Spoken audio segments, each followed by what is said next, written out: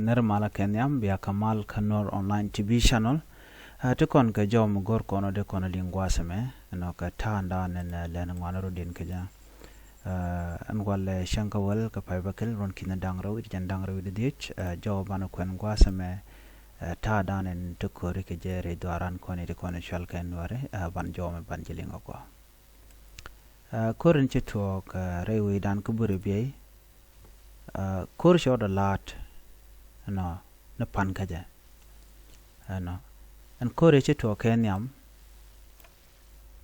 ataye dane sha dini cha jakaja dini cha jak ka jigmir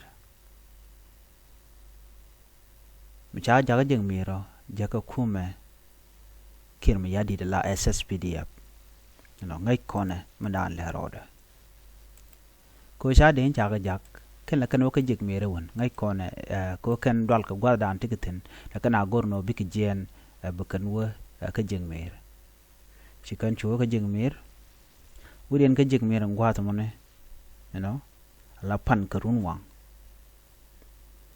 mi chi ka chup ka jigmiro ka jigmir already ti jejen botetin tengwan Nuer te kare wich no la SSPDF ngai kino donga jan tadien won mala kana be re wich buka ben ka jigmir no bekan wich bekan bugwit ko kan la kana be bekan Nuer wa ami bekan ga ben kak lo gor kan ka ai ko ram gwanter la jala ka me tengwan ko la janga jeno be gwanter be jo jigen winami duno ko jen kor padam ke liu mi shika wa shika na jek tele jejen bor mala kana jigre wich big boy bukana gwit na cha tuɔɔk ne mishika wa kan deni ya kwan ke deni wel karodien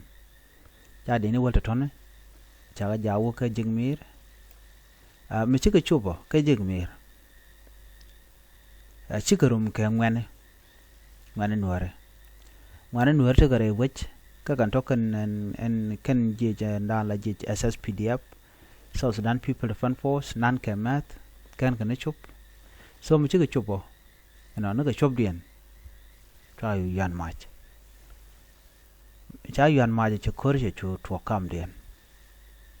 so che kor che ye tong gwa mo krun wang cha me cha ga linga nan ne de ni ken de ni SSPDF no chu kan chu jenen winimi ka wor mi dit wo ka jigmir gwa da na wi me ten che ga no ke de ni ken la de ni SSPDF kan de kon nyen kana de nyen ka jeje bo che kan chang anje pan ngaje no te gre mo je to on tongo mishika beno chikan wur de ne tin kon la de ngwana Nuer ka tin yen kan ka jen ka kan dol kon ya jagala SSPDF ne mishi ne kon ti ko bala de ne SSPDF tin kon te ka buribiey kan wir ko ken tin kon le tie tiak ka gwadamo shop dien chu kan ne ken shop ko ngwan ke die chikan object pin ala de ne ken to chala do cha kan nak gwadan che kore toksan ko do badanan cha ka object pin ken chlo din te jak ka cha me ken cha nang bo kan de kon yan ka kan garden Nueren content langwan Nuer tin te ka jigmir ngwadamo chikan point ne ngene kan chikan lo jok chi rodien bar ka jigmir bar ka rodien chi te ka ngade kan kanyingana ko chi chimwana Nuer rodien woch gwadaran chi kore tuɔɔk tan choren lek jok chu kan chu lo jok rodien jok jen gwadamo ko wi care doy ken maje long loy ka ko buribiey chu ko mechi di doy ken ka kanang kap ka neken so ka bendien ka jen runwang e pan ko do tuɔɔk ka tabongwan 9 am ke jo chalat gwasmo chu kan ben ko buribiey chop din ko buribiey men che tuɔɔk gena mi chiga chup ko buribiey yo ko ne tungwan changa jeno te ko mi che tuɔɔk buribiey ku yet jaten buribiey dan te katen kane content la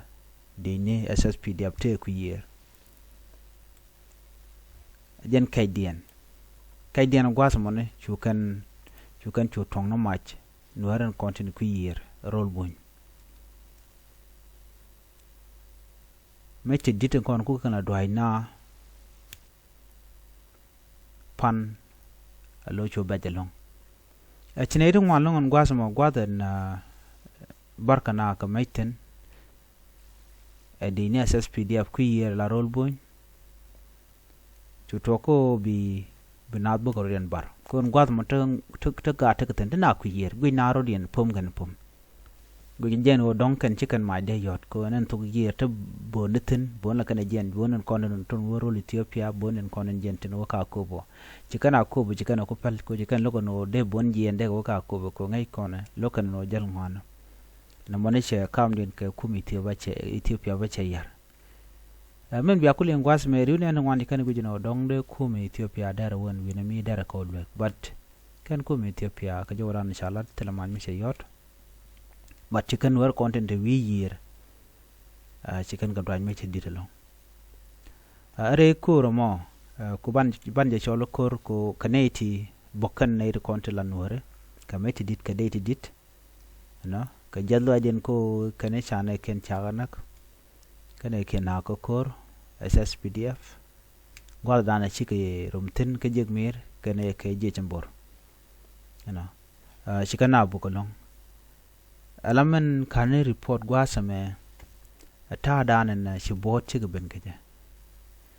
telebon mashalat ka tel liya mashalat no kor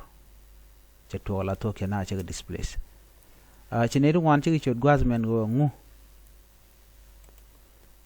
mdong kan kumi Ethiopia kan wen winami ko borderin medani change me chikana pinjal kan re konela de ni SSPDF me pen gana jal kare year shuji Ethiopia chuko na ku year ko gike lat kan wo tel manang le teno yen ji South Sudan menye yen tem de nanang ten but share ne ko ten content ku yi tel jal ke bone ten wo ka kobo cha boni ken cha de kapchon ko jan do badanan ku kale lawo dora ga ko na ko bo dung Ethiopia jaten ka ko bo dung South Sudan jaten so ne di ti chuna kan ka ko South Sudan wona ken ka ko bo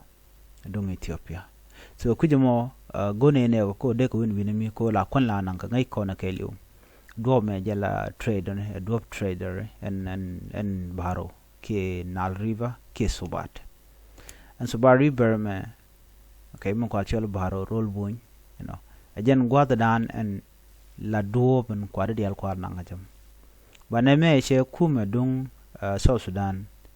chelo den jaga jaje da long chikana lok kene shine nok o de na jala kana guje no ba o mang ne ke mi jate ke bon jal so chikana lok amen ma cha pelje lo dio je jal na ke wi year jen go dan jen na ga so ko kuje mo chikor mo cha to ko no dio je hele bana teke lerati jidit bana linka mana leroda ka kam kume dung South Sudan kene ne kontilan Nuer wa ami ki dong batem bi Ethiopia lar ko do badan cha doren cha ya wan ka je ko chiken boko lunga de ngoda kan kon full information kan konajek ba dio je ban je very soon jen jodana go de nyoya kel ane ban je mu de dien biata kamal